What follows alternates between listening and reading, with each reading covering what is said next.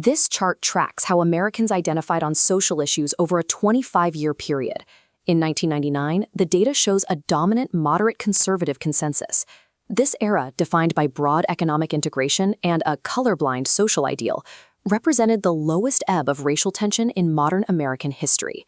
Now, look at a Saturday afternoon in 2025. In Strasbourg, France, an undercover journalist watches as a swarm of masked protesters surrounds a McDonald's, screaming through the glass at families eating inside.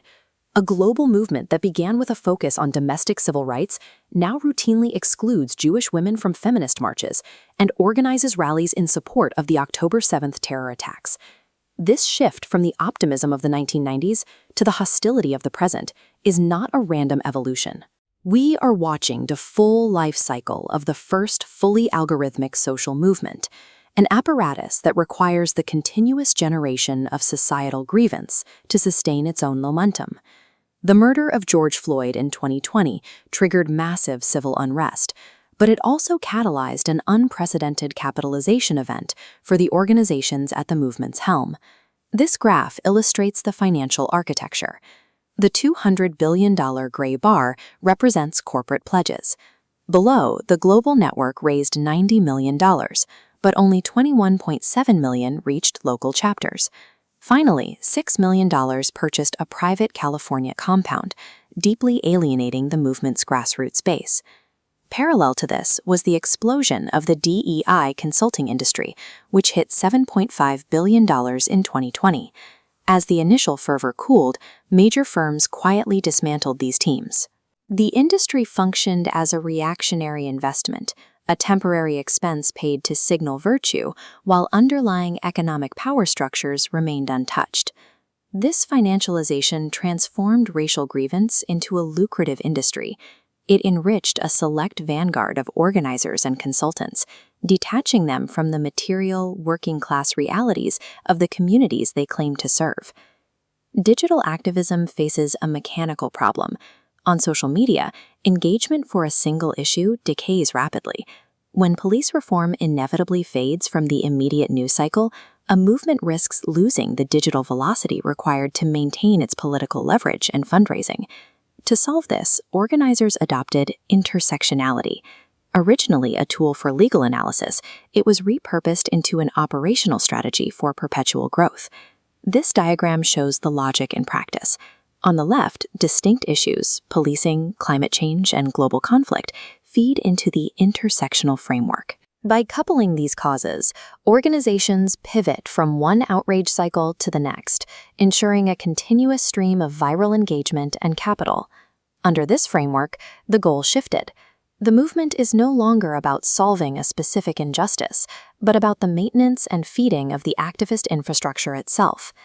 The shift toward expansive, radical ideologies created a divide between the movement's vanguard and everyday citizens.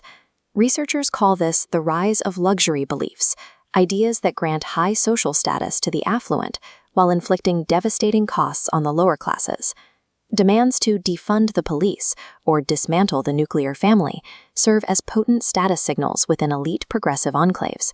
They demonstrate ideological purity and a command of the jargon-heavy language of critical theory. But the people adopting these beliefs are insulated from their effects. When municipalities actually reduce law enforcement presence, working-class and minority neighborhoods often face immediate spikes in violent crime and homicide rates. When critics attempt to introduce objective data into this discourse, they are not engaged in debate. They are systematically excommunicated, their arguments dismissed as heretical or callous. This activism is inherently performative. It allows upper-class individuals to signal virtue while avoiding the complex, unglamorous material work required to solve actual community problems. By mapping the entire world through a rigid, intersectional framework, the movement underwent a significant pivot. To maintain its digital relevance, it adopted a specific, ancient geopolitical animus. The Ferguson-Gaza nexus, established in 2014, was a strategic turning point. Activists began aggressively propagating the narrative that Israeli law enforcement was directly responsible for teaching American police the tactics used against black citizens. This alignment forced the complex realities of the Middle East into a crude, uniquely American binary. Within this matrix, everyone is categorized as either a marginalized victim or a privileged oppressor. This logic translated into action following the October 7th terror attacks. While civilians were being targeted, 26 different BLM chapters and various radical feminist collectives issued public statements framing the massacre as a justified act of self-defense. Because Jewish Americans have achieved social success and Israel is viewed as a Western-aligned power, the intersectional framework brands them as white oppressors. This categorization strips them of victim status and exposes them to targeted hostility. The movement has brought prejudice full circle. An ideology founded to dismantle racial hierarchy has constructed a new one, proving that anti-racism decoupled from objective morals would justify the murder of innocent civilians, provided they belong to the designated oppressor class. The hyperpolarization of the modern era stands in contrast to the 1990s. That decade used a colorblind ethos and broad economic security to achieve historic reductions in prejudice and social segregation.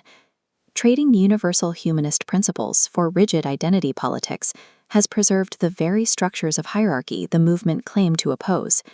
It replaced one form of exclusion with another, creating a society defined by suspicion and socially sanctioned scapegoats. True social harmony cannot be achieved by feeding an algorithmic outrage engine. It requires abandoning the hierarchy of identity entirely and returning to the idea that we must judge individuals by the content of their character rather than the color of their skin.